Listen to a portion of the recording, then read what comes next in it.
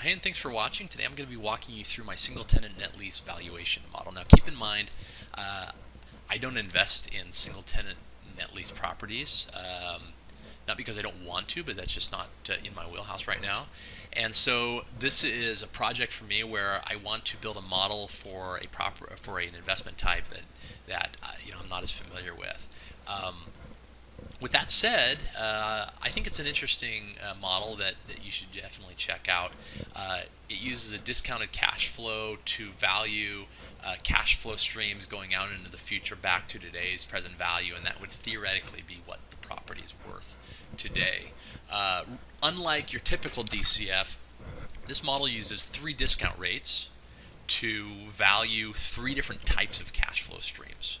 And the thinking is you have one type of cash flow stream, I'm calling it a credit cash flow, which is your tenant, maybe a Walgreens or a Taco Bell or the corporation that is guaranteeing the lease has been rated by a national credit rating agency, and we can then compare that credit rating to possibly the returns on bonds for other corporations who have a similar credit rating and help to determine the appropriate return on risk for that tenant. So that's your credit income. Then I have what we call speculative income, which is there's going to be some income that the property's throwing off into the future, but it's speculative because we don't know what tenant would be paying that. And then finally we have residual income, and that's the value of the property at the end of the hold period. Think of it as what you could sell the property or what the property would be worth at the end of the hold period, and we're going to discount that one cash flow from the end of the hold period back to today at a different discount rate that is more appropriate for just a real estate valuation rather than for a credit cash flow or a lease speculative cash flow. So let's get into it further. The first tab I have, as always, blue fonted cells are input cells, black fonted cells are output cells. Down here we have 1, 2, 3, 4, 5 tabs plus a version tab. The blue tabs are where you're dropping in your inputs for the most part. Green is the valuation. This kind of salmon color, if you will, is an investment returns tab. And while this is a valuation model, if you were to use this to say determine returns for an investment, the investment returns tab is going to make those calculations for you. And then finally we have a data tab where you're dropping in certain inputs for things like your data validation, so your property types and your sub-property types, but also I have a credit rating matrix that the model uses to come up with your credit discount rates. And I'll talk through that in a minute. So the first tab, summary tab, you're dropping property information in. For me, I think of these type of investments as this is an acquisition strategy. You need to go out and accumulate a portfolio of these properties to get diversity. Because they're single tenant, there's too much risk on one property if you own only one, and so if you have multiple properties, the more you get, the more diversity you have, and the less risk there is. And this tab here helps you recall what property this is, what it looks like, where it's located, so just some basics, a basic description of the property, and then some strengths and weaknesses. Your inputs tab is where the meat of the underwriting happens. So your analysis details, this is where you're dropping in your analysis start. That would be if you're acquiring this the day you buy. The hold period, or the length at which you own, is tied to the lease term. So if it's a 15-year lease, this will have a 15-year hold period. If it's a 7-year lease, this will have a 7-year hold period. This is not meant for value add option where you buy a single tenant net lease deal with only 3 years of lease and you're taking the risk that the tenant will re-up at that third year. This model is not made for that. You could rejigger it to work for that, but it wasn't meant for that. And then also under this analysis details, I just have a general vacancy. Really, the general vacancy concept in this case is more what's the likelihood that the tenant will not complete their lease term.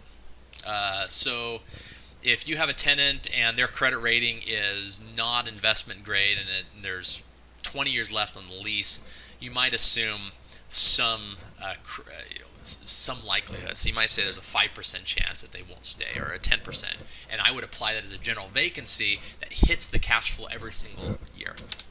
Okay. Then we have tenant details. In this case, I have my fictitious Wall 8, and they're a publicly traded company. Their credit rating with S&P is BBB. And why does that matter? Well, what happens is I can go out to the corporate bond market and I could buy a BBB bond, and that's going to have some effective yield, right?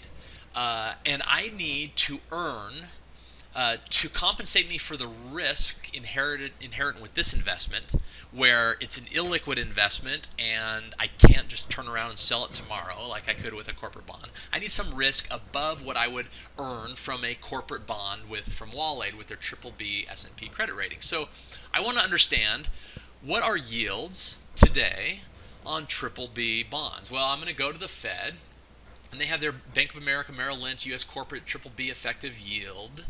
And right now it's 3.85, and so I need to earn something above 3.85. Now, how much?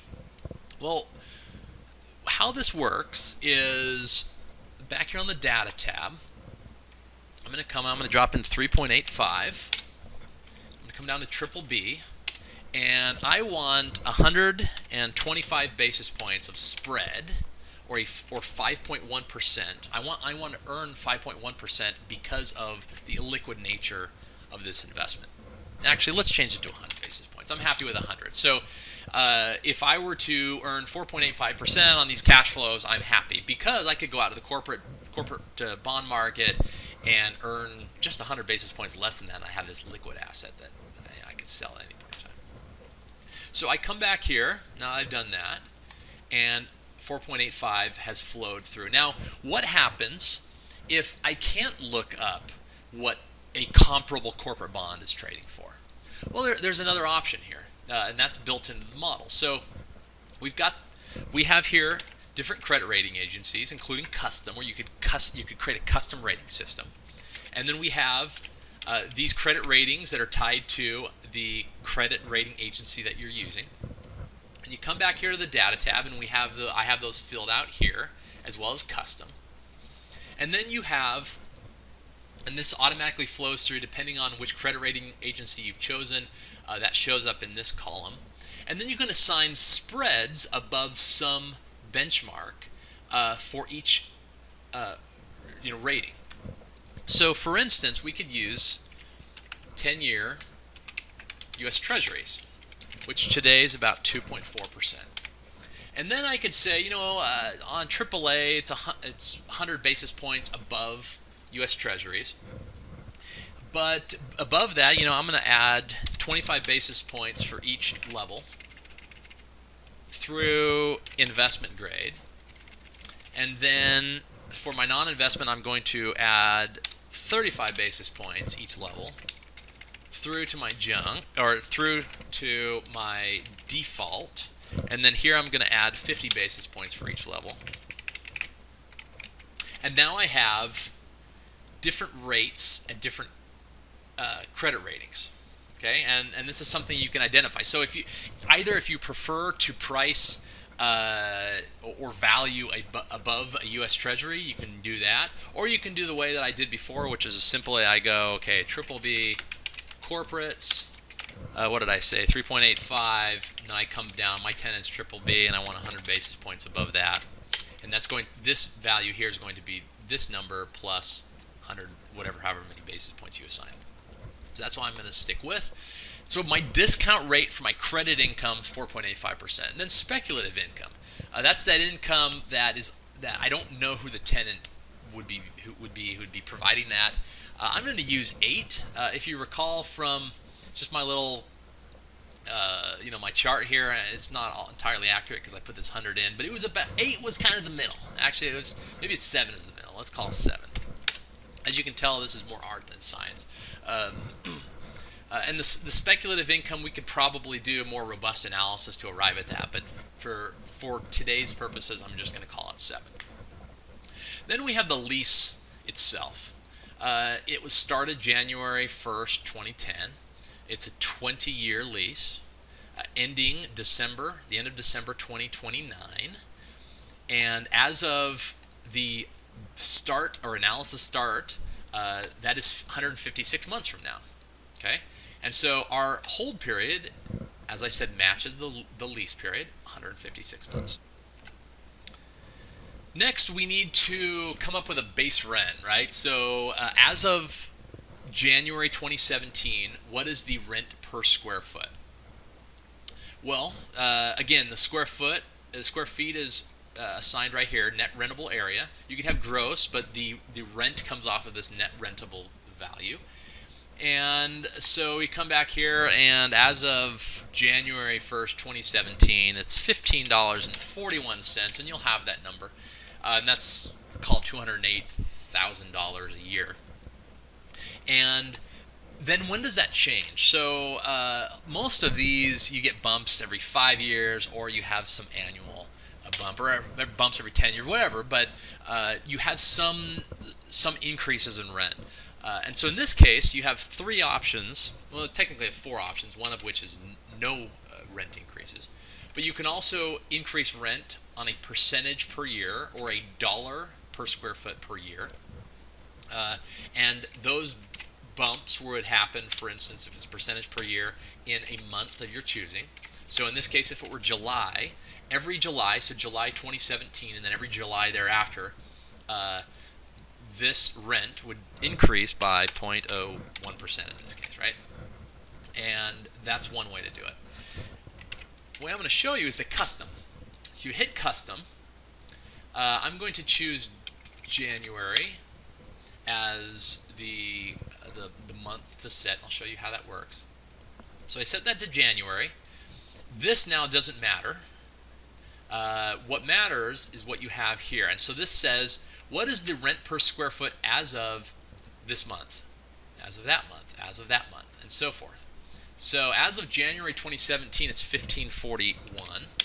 And that's the case through until January 2020. Or on the 10-year anniversary, this increases to $17.50. And it stays $17.50 through to the end of the term. Okay? So that's this custom increase. And with that done, we go to expenses. So we first have expense recovery.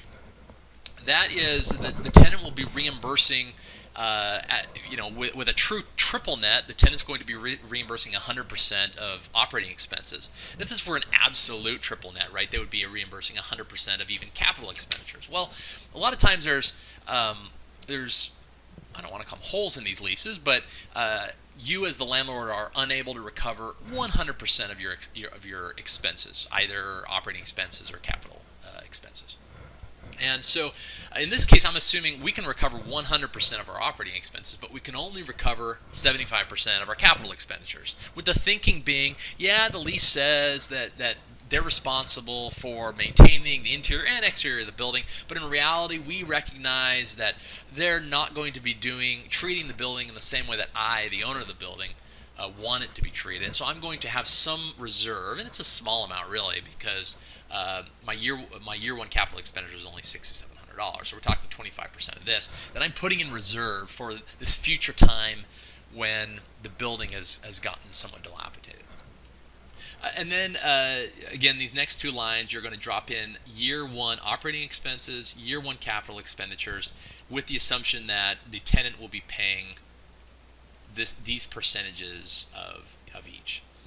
Finally, you have an expense growth percentage, and that's a growth a growth factor in your operating expenses and your capital expenditures.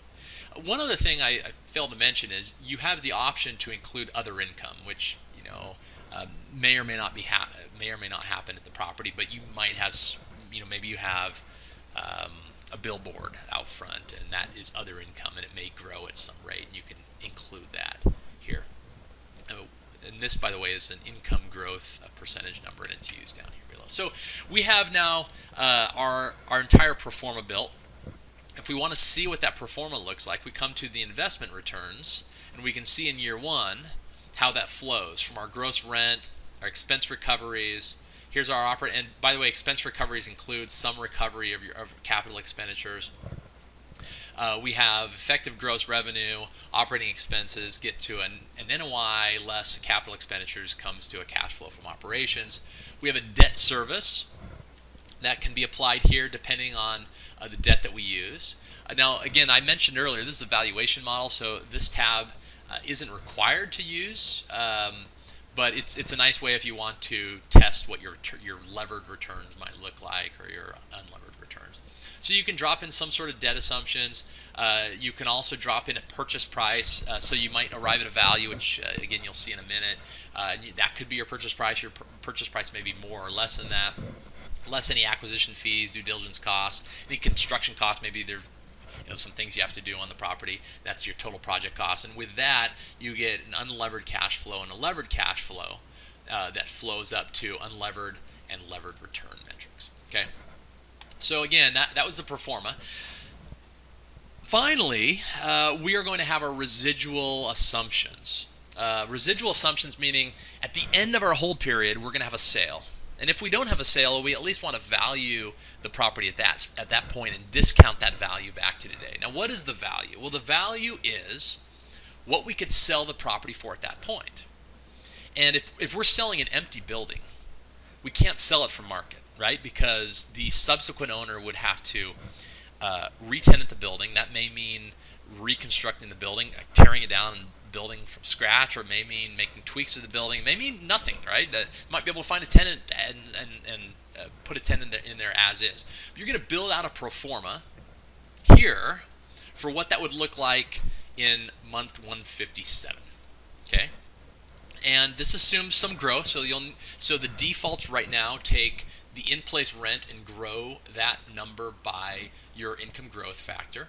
It assumes the same recovery ratios based on these expense numbers, again, taking in-place expenses today and growing at your expense growth factor. And then other income, if any, again, taking existing other income and growing it at some factor.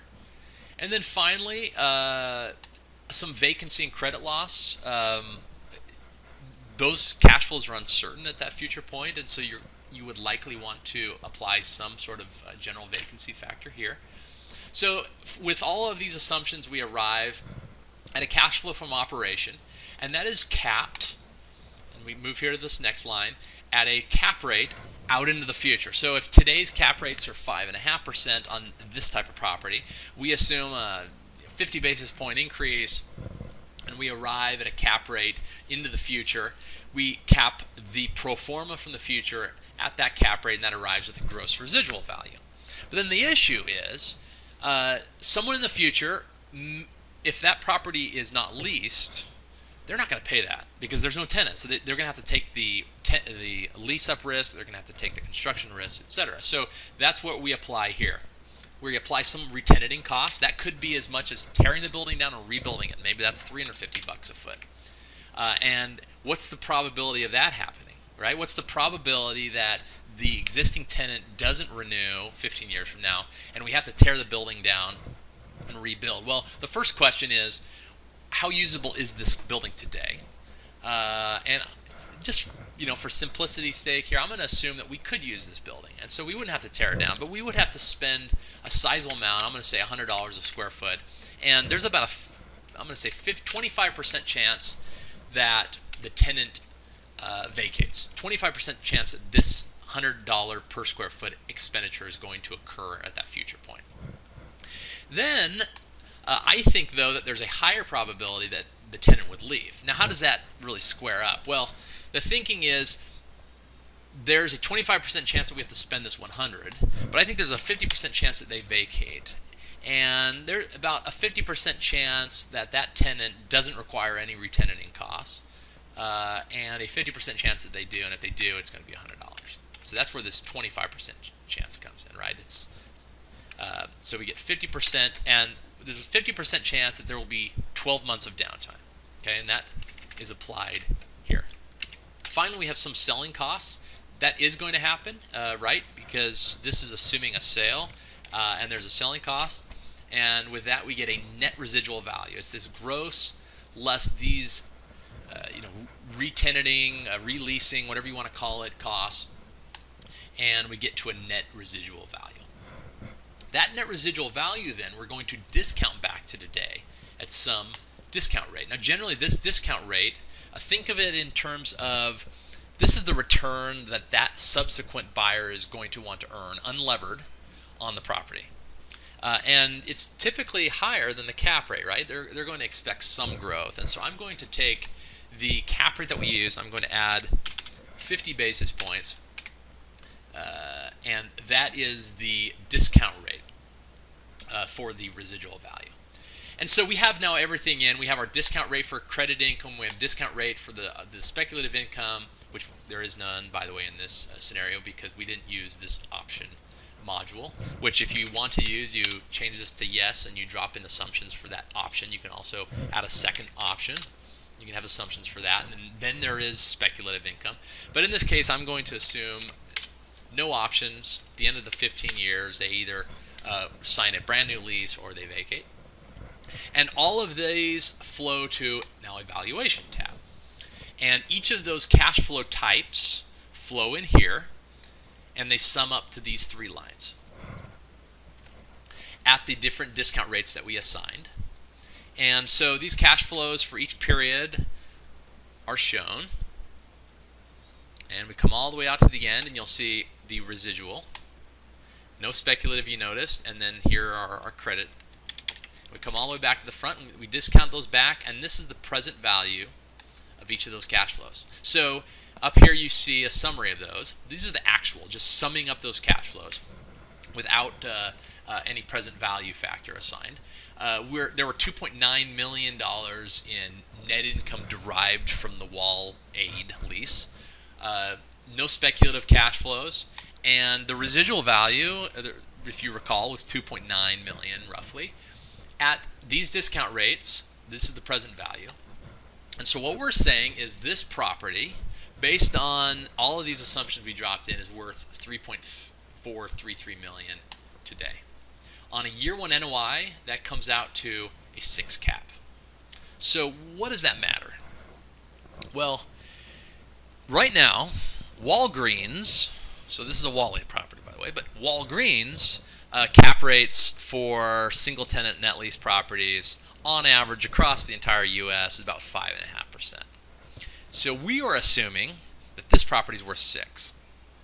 So either we're wrong, it's a very real possibility, or the market's wrong, which is equally as big of a possibility. And in fact, throw in a little commentary here, I think cap rates are too low on these type of investments. I think there's too many people in this space who don't understand the value of these type of cash flows, and they're paying up for them.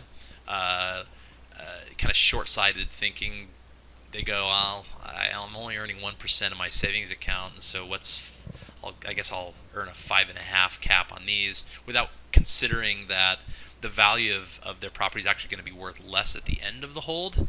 And they don't think of that because this is real estate, right? Real estate always goes up. Well, not necessarily, and especially not in these type of properties. But anyway, move out of the commentary and back to the explanation. So here we have the value. And the question is, and this is when we come to the investment returns, what are we willing to pay? So maybe it's 3.4, maybe it's less, maybe it's more. So it's defaulted to link this cell to the value that we got on the valuation tab. And then we have some acquisition fees. If we're a large shop, we're assembling a portfolio, we're going to charge our fund some acquisition fee because there's a cost involved with going out, identifying these properties, doing the analysis, doing the due diligence, etc. And we're going to apply some acquisition fee. Plus there's due diligence costs involved in this. And so that's a percentage. And then there might be construction costs. In this case there's not, but maybe this is a new build, and that would be a construction cost right up front.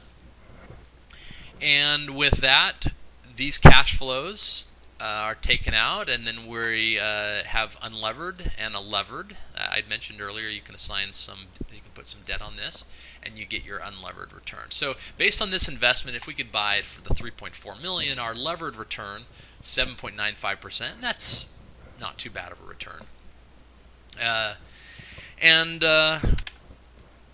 So with that is my single tenant net lease valuation model. I'd love to hear your feedback. Again, this is outside of my wheelhouse, so I'd love to hear from those of you who do this on a day-to-day basis, your thoughts. And if you have any questions, feel free to reach out, and thanks for your time.